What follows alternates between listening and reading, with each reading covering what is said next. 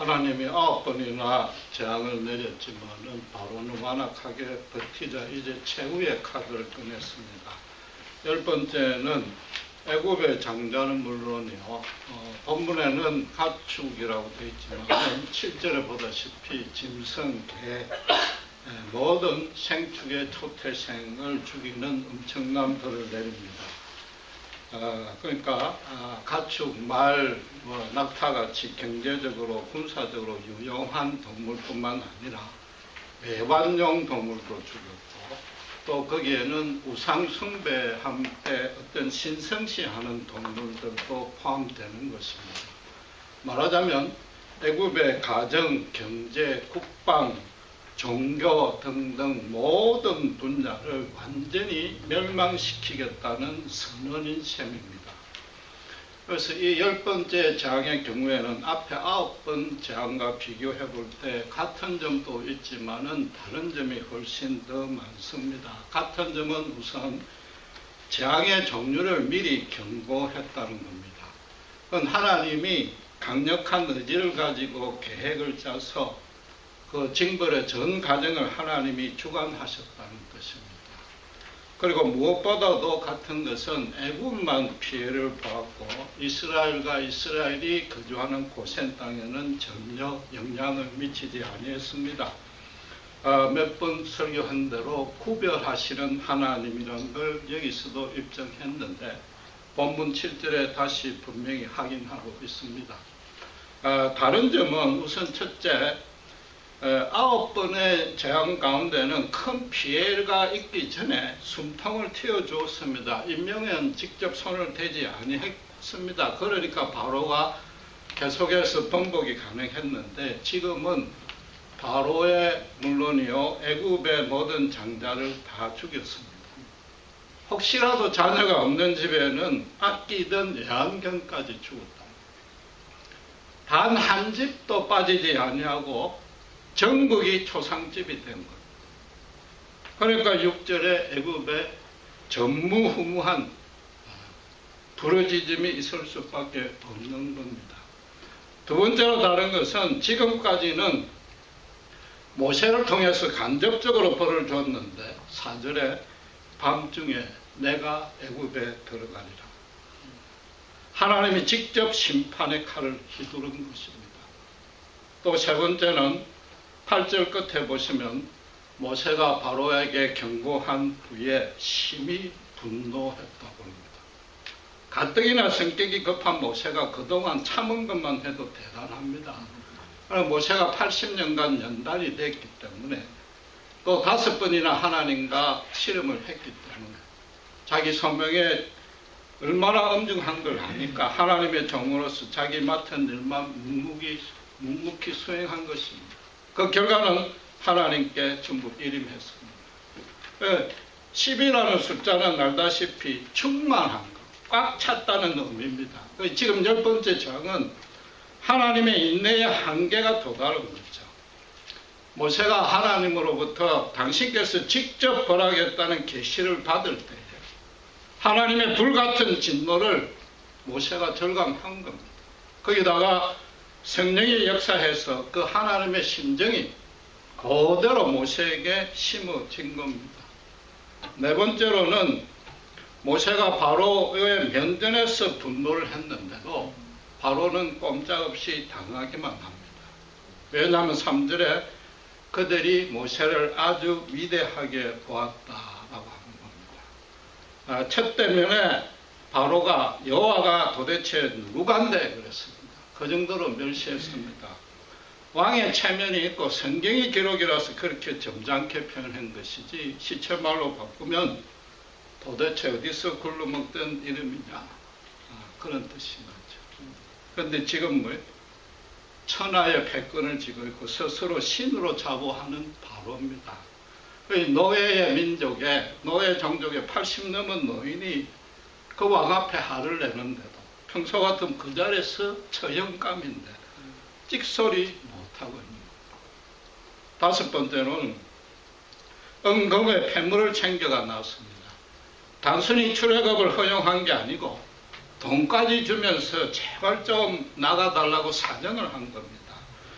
다음번에는 모두 죽을 판인데 그 뭐 검언이 무슨 소용이 있습니까? 히브리인들을 더 잡아두었다가는 아예 나라가 말 그대로 맥아웃 지구상에서 사라질 판이니까 그럴 수밖에 없는 겁니다. 물론 애굽 사람들이 자진해서 그 검언을 준 게 아니고 2절 말씀대로 하나님이 지시한 대로 이스라엘 사람이 먼저 요구하니까 전혀 거절을 안 한 겁니다. 그만큼 자기들이 죽음의 문턱 앞에 섰다는 걸 실감했던 것입니다. 6번째는 8절에 보시면은 모든 신하가 모세에게 절을 하면서 출애굽을 정중하게 요청하는 지경에까지 이릅니다. 사실은 그 신하들은 세 번째 이 재앙이 있을 때부터 그게 하나님의 권능인 줄 인정했습니다. 7번째 우방제약 때에는 모세의 경고를 듣고 미리 피하는 신하들까지도 있었습니다. 바로 혼자만 끝까지 고개 숙이기를 거부한 거죠. 지금은 애굽의 전 국민이 여호와가 유일하신 참 하나님이라고까지는 믿지 아니했을지라도 어쨌든 최고로 강력한 신, 절대 비교할 수 없는, 도무지 거역할 수 없는 힘을 가진 신이다. 그것까지는 분명히 인정한 것입니다. 틀림없이 바로는 모세를 똑바로 쳐다보지도 못했을 겁니다. 지나온 행적이 있고 도대체 체면이 안 서니까 살리든지 죽이든지 마음대로 하시라고 맡겼을 겁니다. 이건 여러분 정말로 완벽하고 일방적인 승리입니다. 이스라엘로 봐서는 통쾌하기 짝이 없는 승리입니다. 반면에 애굽으로 봐서는 이런 비참하고 창피스러운 패배는 그들 역사상 처음인 겁니다. 이건 성경 전체로 따지거나 인류 역사를 다 통틀어서도 출애굽과 비슷한 전쟁사는 없습니다. 10전 10패의 일방적인 노인 한 명에게 당한 겁니다. 하나님만이 하실 수 있는 승리란 말입니다. 그렇다고 해서 이 10번째 와서 비로소 완전한 승리를 이뤘다는 게 아닙니다. 9번이나 뭐 전초전을 하고 힘을 겨루기를 밀고 당기기를 해서 겨우 승리했다는 게 아니고 아예 처음부터 게임이 안 된 거죠. 이 승부가 될 판이 아닌 겁니다. 여러분 비유를 하자면은 프로 바둑 구단이 갓 이제 바둑 규칙을 아는 초보자하고 시합한 꼴입니다. 이 프로 구단은 뭐 전술을 채울 필요가 없습니다. 뭐 생각할 필요가 없어요. 아무 생각 없어도 그냥 와서 전멸합니다. 초보자는. 여러분 바둑 용어로 호랑이 아가리라는 뜻의 호구가 있습니다. 그건 뭐냐면 거기에 돌만 생긴 모양도 호랑이 아가리처럼 생겼는데 여기 바둑 가시는 분 좀 있겠지만은 거기 돌만 모으면 무조건 따먹힙니다. 하나님이 지금 바로 보고 9번이나 호구에 들어오면 죽는다. 호구에 들어오면 죽는다. 경고한 거죠. 이 바로가 프로 구단격인 하나님이 얼마나 센지 모르니까 자기 딴에는 그거 너무 잘 될 것 같거든요. 안 죽을 것 같거든. 9번이나 호구에다 머리를 집어넣은 꼴이다. 10번째는 이제 시간 제한이 있고 승패를 결정을 해야 되니까 이미 다 죽어 있는 대마에다가 그냥 가열수한 것뿐이다. 승패는 시합 전에 이미 결정되어 있는 겁니다. 초보인 바로가 앞뒤 사정도 모르고 물론 바로로서는 자기 나름대로 최선을 다해서 아둥바둥했습니다. 그렇다고 해서 그가 프로 바둑 구단격인 하나님에게 감히 맞서다니 그 용기, 그 담대함 가상하다고 칭찬해줄 이유는 전혀 없습니다. 다이너마이트 쥐고 불 속에 뛰어드는 자살행위입니다. 하나님에게 거역한 자는 그렇게 될 수밖에 없는 겁니다. 여러분이 출애굽의 기록을 가지고 이스라엘과 애굽, 모세와 바로가 여호와와 애굽의 우상신들의 다툼이라고 이해한다면은 그건 신앙적으로 아주 큰 오류입니다. 하나님을 몰라도 너무 모르는 거죠. 이 출애굽이라는 것은 하나님을 모르는 인간이 하나님에게 완악하게 거역하면은 그 결과가 얼마나 어리석고 비참한지를 보여주는 겁니다.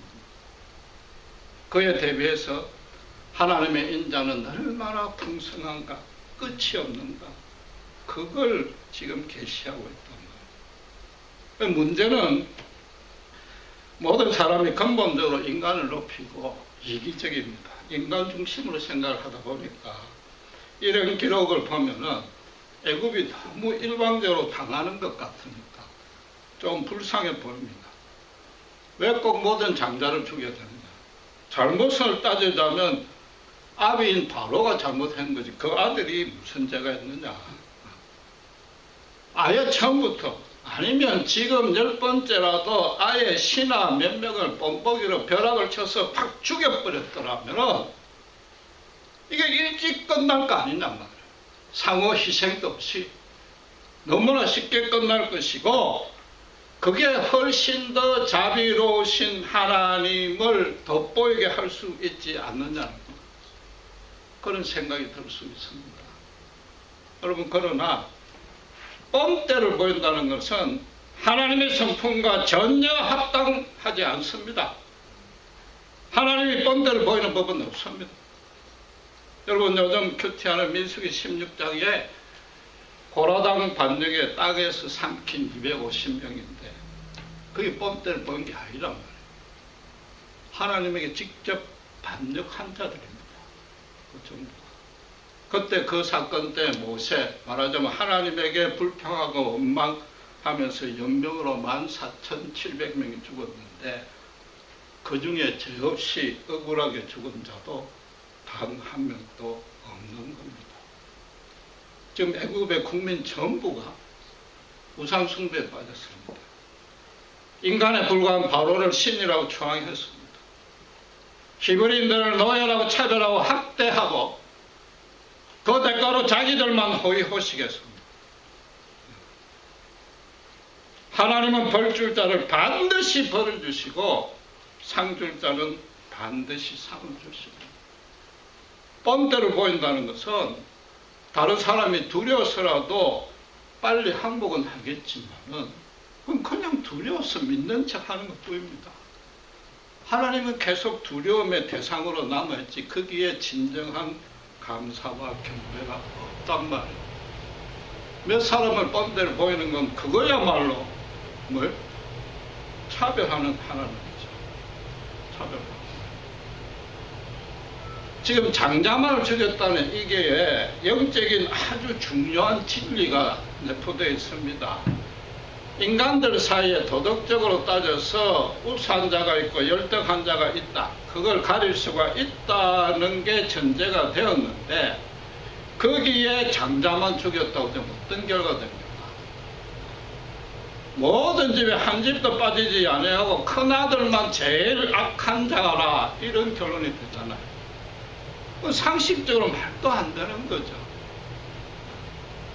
안 그래요? 어느 집에는 막내가 더 골친데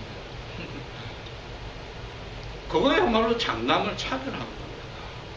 그렇잖아요? 그건 도덕적으로 우열을 가릴 수가 없단 말이에요.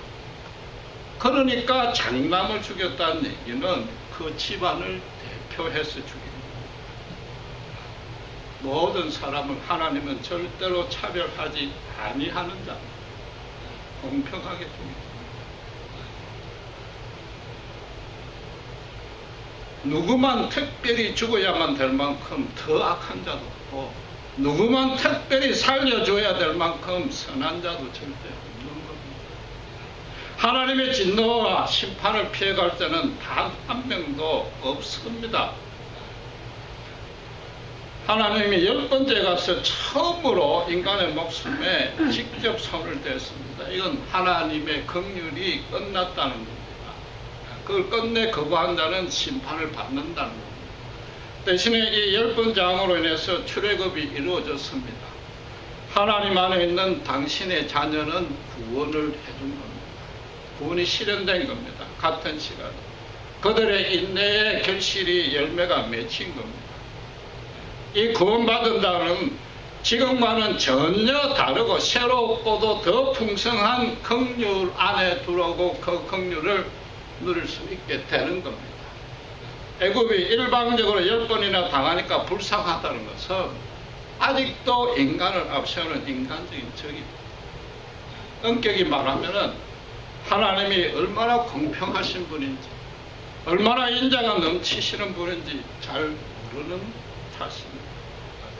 하나님이 9번이나 참고 있는 동안에 당신의 백성은 계속해서 더 큰 학대를 받았습니다. 여러분, 성경의 기록은 없지만은 애굽의 재앙이 9번이나 내려질 동안에 애굽 사람들이 분풀이라로 화가 나서라도 더 채찍질을 악랄하게 했을 거 아니에요. 이게 누구가 불쌍하다? 그게 아니다 말이에요. 여러분, 출애굽에서 주목할 것은 9번이나 애굽 사람들의 목숨을 하나님이 보존해 준 이유입니다. 이걸 정확히 아셔야 됩니다. 종교의 기원과 발달을 연구하는 비교 종교학적 관점에서 보면은 고대 사람들은 필연적으로 자연 숭배를 할 수밖에 없습니다. 그게 제일 먼저 자연신이 나옵니다. 한 해 열심히 농사해놨더니 한 번에 자연장이 일어나서 물거품이 내어버리고 사람도 수많은 사람이 파리 목숨처럼 되니까 인간이 도무지 제어할 수 없는 어떤 가공한 힘이 자연 속에 있구나라고 인정을 하는 거죠. 그래서 강이다, 바다다, 산이다, 천둥이다, 번개다, 심지어 메뚜기 때, 파리 때마저도 두려워가지고 그 자체를 신으로 만들거나 그 배후에 신이 있다고 믿는 겁니다. 여러분, 사무엘상 6장에 여호와의 언약궤가 블레셋 사람한테 뺏겼을 때 그때 하나님이 독종을 내립니다. 그러니까 그 사람들이 이제 돌려줄 때 어떻게 했습니까? 금으로 지혜 형상을 5개를 만들었습니다. 당시 사람들도 이 독종은 지가 옮겨준다는 그 정도 상식은 있었던 모양입니다. 지가 아주 큰 능력을 가지고 있다고 두려워했던 거죠. 그런 것처럼 자연적으로 어떤 큰 무슨 형상이나 엄청난 힘을 가진 현상이 생기면은 직접 혹은 간접적으로 신을 만들어 가지고 최대의 치성을 갖다 바치는 거죠. 제발 올해만큼은 무사하게 넘겨달라. 그걸 비나이다 한다. 새벽마다 물들어서 비나이다 하는 거죠. 올해만큼 우리 가정에 나쁜 일만 안 생기게 해달라. 그런데 지금 뭐예요? 하나님은 9번의 자연재앙 동안에 미리 다 예고했습니다. 생명에는 절대 손을 안 댔습니다. 큰 피해가 일어날 때쯤 되니까 숨을 쉴 수 있을 만큼 그 일자를 조정해서 중지시켰습니다. 그 9번을 전부 다 각기 다른 자연재앙을 전부 다 모세가 말 한마디로 일으켰단 말이에요. 무슨 뜻이에요? 9개 각각의 신이 따로 있는 게 아니라는 거죠. 그 자연재앙, 그 전부를 히브리인들의 신인 여호와가 전부 완벽하게 주관하신단 말이에요. 그렇다고 희생제사 바친 것도 없어요. 치성 하나 바친 거 없어. 새벽마다 비나이다 한 것도 없어. 모세의 말씀 한마디로 그걸 다 다스렸어. 애굽이 해결도 안 했어요. 또다시 반역할 줄 알고도 하나님이 그렇게 하셨단 말이에요. 과연 만물을 통치하는 신이 누구냐? 너희가 정말 가공할 힘이 있어서 스스로 너희 초라함을 인정하고 아침마다 산이다, 칠성당이다 빌었는데 그 모든 신들 위에 신이 과연 누구냐? 한번 생각해보라. 그 얘기입니다. 솔직하고 진지하게 한번 따져봐라. 그 신의 통치를 받은 적이 있느냐? 그 기도에 응답받은 적이 있느냐? 새벽마다 기도했습니다. 순전히 내 스스로 위로를 받으려고 너가 만드는 신에게 경배한 것밖에 더 있느냐? 신이란 핑계를 대고 당신은 그 우상신전 앞에서 온갖 음란한 행위를 하면서 더 즐겼지 않느냐? 그 모든 잘못을 내가 10번이나 참아줄 테니까 제발 당신께 돌아오라. 하나님의 사랑의 프로포즈단 말이에요. 그랬는데도 바로와 애굽 사람이 회개했습니까? 안 했습니다. 할수록 더 패역했습니다. 홍해까지 쫓아왔습니다. 그 이유가 뭔지 아세요? 딱 하나입니다. 남들 다 죽어도 자기는 안 죽었거든요. 자기는 살아있거든요.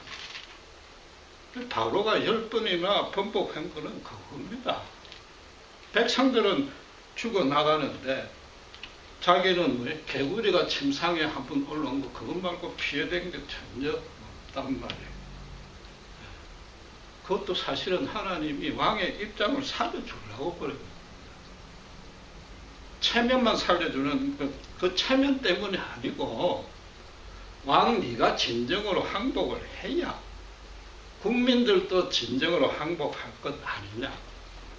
바로를 애굽의 대표로 삼아준 것이다. 그런데도 끝까지 대적했는데 하나님은 끝까지 목숨은 살려줬다. 바둑의 룰도 아직 모르는데 인생이 뭔지, 인간이 어디서 와서 어디로 가는지, 이 우주가 어떻게 생겼는지, 내 죽고 난 이후에 영원한 운명이 어떻게 되는지 전혀 모르는 사람을 그 죽여서 뭐합니까? 그렇잖아요.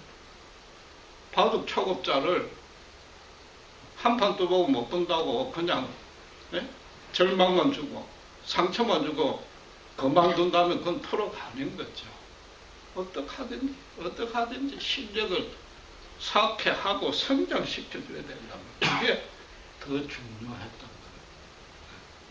하나님에게 이렇게 속수무책으로 9번이나 당했어도 끝내 항복을 하지 않았는데 하나님은 그때마다 수천 명, 수만 명 얼마든지 죽일 수 있습니다. 그런데 그들에게도 이른 비 늦은 비 때에 따라 내려주시고 먹고 마시고 입을 것은 고센 땅보다 더 풍성하게 애굽에 공급해 주었습니다.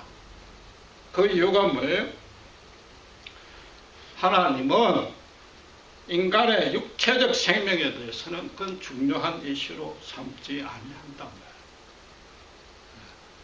정확히 말하면 인간도 자신의 육체적 생명은 큰 의미가 없습니다. 어차피 모두 죽을 거 아니에요? 이 땅에서 잘 먹고 잘 사는 거 그건 동식물에도 해당이 되는 겁니다. 그 하나님이 당신께서 다 베풀어 주셨습니다. 인간의 수명이 80년이 됐든 하루살의 수명이 24시간이 됐든 먹고 마시는 데 집중하는 인생이면은 그 인간과 하루 사이에 의미의 차이가 뭐 있느냐.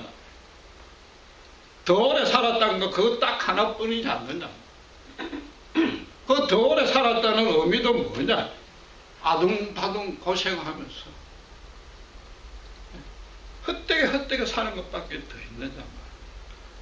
하나님의 9번이나 재앙을 일으키면서 죽음의 벌을 안 내린 것은 그 생명은 언제든지 앗아갈 수 있으니까 그런 겁니다. 마지막 10번째에 게임을 끝내야 되기 때문에 죽인 겁니다. 육체적 생명을 가지고 하나님은 신자와 불신자를 차별하지 아니한단 말이에요. 왜? 그건 인간에게 모욕을 주는 거니까. 하나님 당신께서 인간만큼은 동식물과 수준이 전혀 다른 사람으로 만들었다. 짐승의 차원과는 다른 고귀한 존재로 창조했다.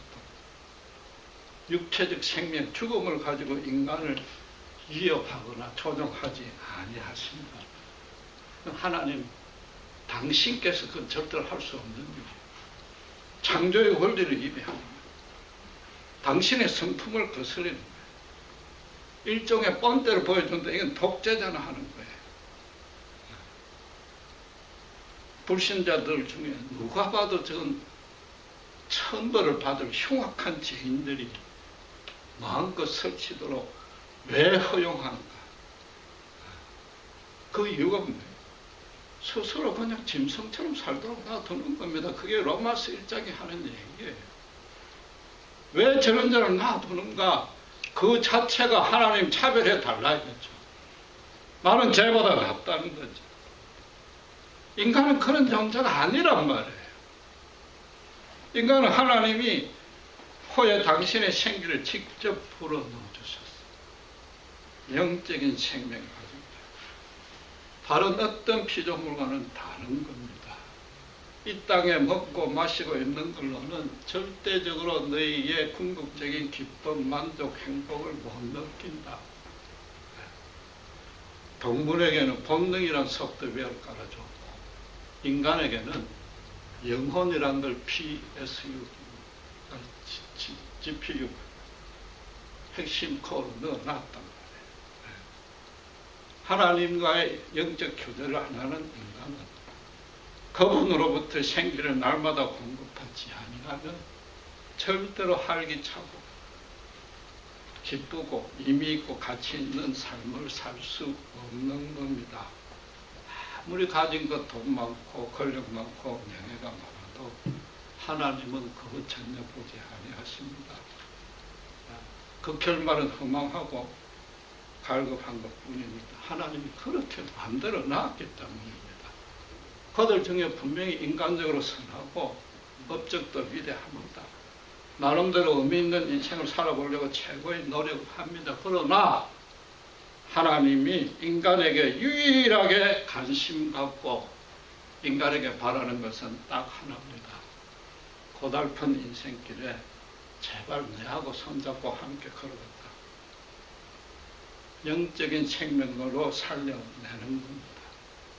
하나님 쪽에서 먼저 그런 인생에게 더 풍성하고 영광스러운 의미와 가치를 부어주십니다.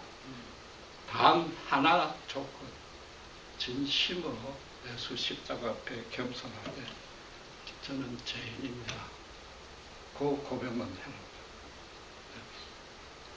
이런 맥락에서 앞에 9번과 가장 다른 점들이 오히려 본문에 2배가 더 있습니다.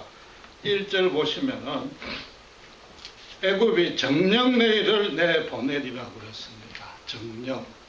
이거는 선악과 검정 때도 선악과를 먹으면 정령 죽는다고 했고, 아브라함에게 가나안 땅을 기업으로 준다 할 때도 정령이라고 했고, 야곱이 야반 도주할 때 이 땅으로 반드시 돌아오게 해줄게 할 때도 정령이라 썼습니다. 하나님이 중요한 약속 때마다 꼭 등장시키는 수식어입니다.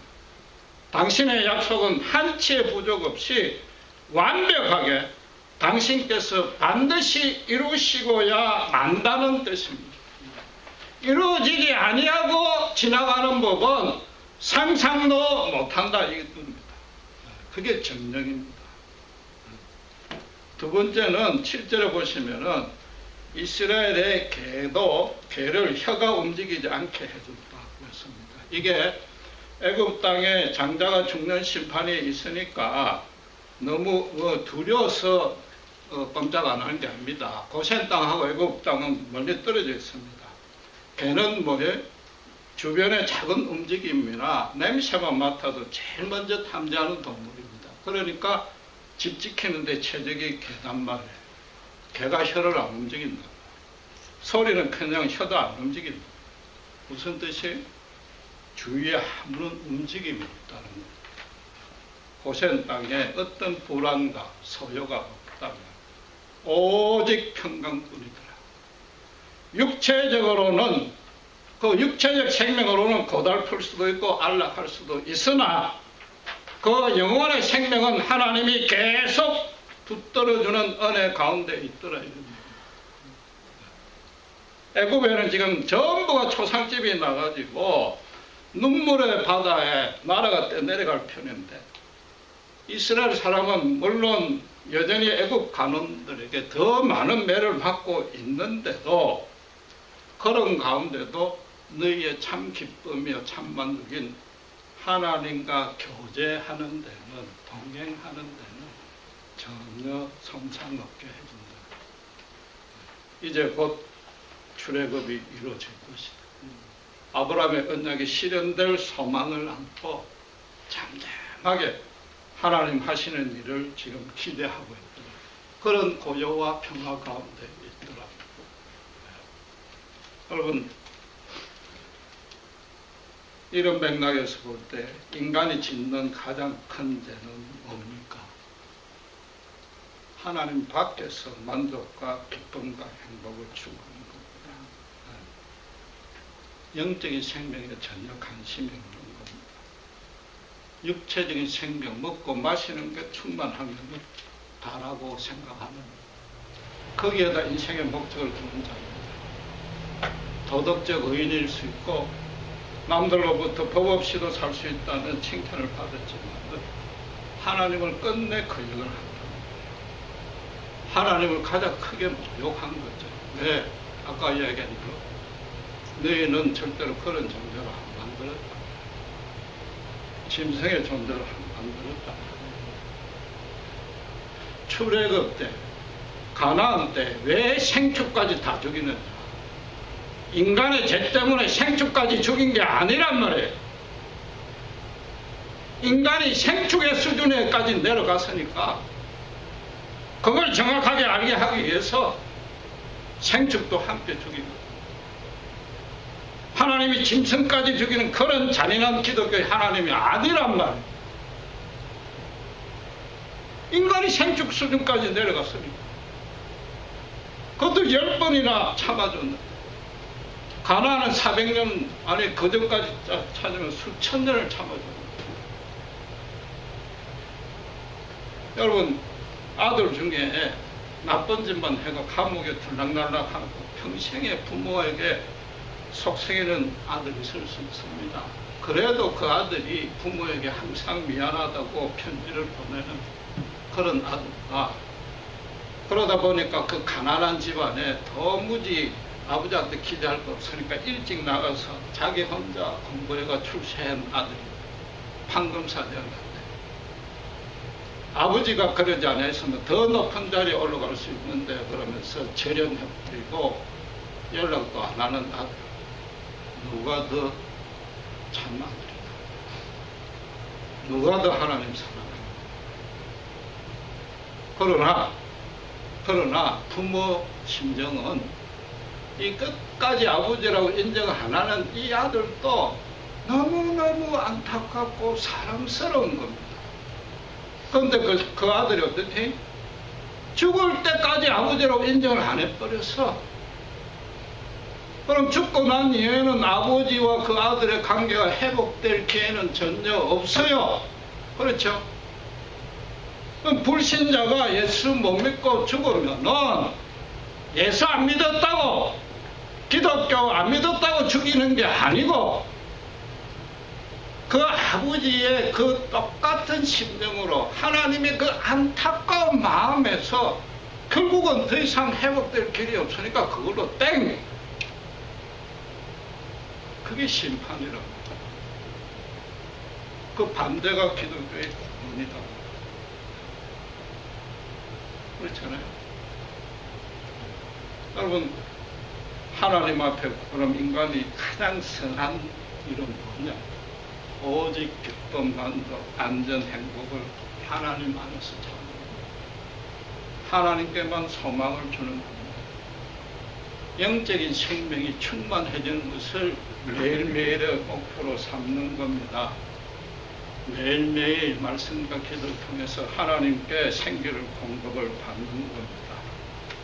이 땅에 육체의 생명, 겉모습이 후패하든지 말든지 풍부하든지 그건 이미 나에게 아무 목적도 아니요 관심도 없단 말이에요. 그 영혼에게 어떻게 하나님은 정녕 궤도 혀를 안 움직이게 해준다. 하나님만이 주실 수 있는 평강이 넘치도록 해주고 그 인생에 하나님이 의미와 가치를 하나님이 채워주시고 결국은 그리스도의 장성한 분량에 이르러서 하나님의 영광에 동참시켜 주신다. 이 10번째 재앙이 다른 것을 그냥 간단하게 성경 본문만 가지고 따져도 8개가 있어요. 정령 심판하시고 정령 구원하시고 철두철미한 심판이 있고 넘치도록 풍성한 구원이 있단 말이에요. 그럼 신자가 제일 잘못하는 건 뭐냐? 제가 인간이라고 그랬으니까 신자가 제일 잘못하는 건 또 간단합니다. 불신자 시절의 잘못을 돌아가는 거죠. 하나님이 풀어 굳어낸 걸 잊는 겁니다. 바로처럼 자꾸 자기가 하면 잘할 것 같고 현실 여건이 안 그러니까 얼마든지 버틸 수 있으니까 거기에 정신이 집중해가지고 하나님이 궤도 짙게 안 하는 건 잊어버리고 자기 생각대로 행하는 겁니다. 그건 뭐예요? 허구에 자기 머리를 집어넣는 거다. 하나님은 신자가 행하는 인생의 어떤 싸움도 이미 승리를 보장해놨습니다. 하나님에게는 전혀 게임이 안 됩니다. 조금만 힘든 일이 있으면 그저 불안하고 그 뭐냐? 하나님을 모독하는 겁니다. 하나님을 모독하는 겁니다. 더 중요한 것은 하나님은 모독을 받아도 얼마든지 감당해내십니다. 아니 실제로 그랬습니다. 그게 십자가 아니에요? 그게 십자가잖아요. 오늘 바로가 여호와가 누구간데 여호와를 무시했듯이 마침 성시도 같은 바리새인들이 나사렛 예수가 누구간데 하나님을 끝없이 모독했어요. 하나님은 그 모독을 받았던 분이에요. 왜? 우리 신자를 정말로 고귀한 존재로 세웠고 그 신자에게 영광스러운 계획을 그분이 정령 이루시기 때문에 우리에게 영원한 생명, 고귀한 생명이 이미 확보를 해놨기 때문에 하나님에게 그건 아무 문제가 없는 거다. 우리가 하나님을 모독하는 거예요. 예수님이 십자가에 죽기 전에 뭐라고 했어요? 세상은 너희가 세상에서 한나를 당하나 담대하라. 내가 세상을 이겨라. 그걸 잊고 있으면 하나님께 모독하는 거죠. 기도하겠습니다. 하나님 아버지 하나님 감사합니다. 정말 10번째 재앙이 하나님의 가혹하고 잔인한 행위가 아니라 하나님을 끝까지 거역하여 생축의 자리까지 떨어진 어쩔 수 없는 마지막 심판의 모습을 상징함을 봅니다. 저희들 너무나 큰 은혜, 구원의 은혜 가운데 있음을 다시 한번 확인합니다. 정령 개마저 잠잠케 하시는 안전한 승리 가운데 이미 우리의 인생과 어떤 하는 일도 주님의 영광 가운데 있음을 믿습니다.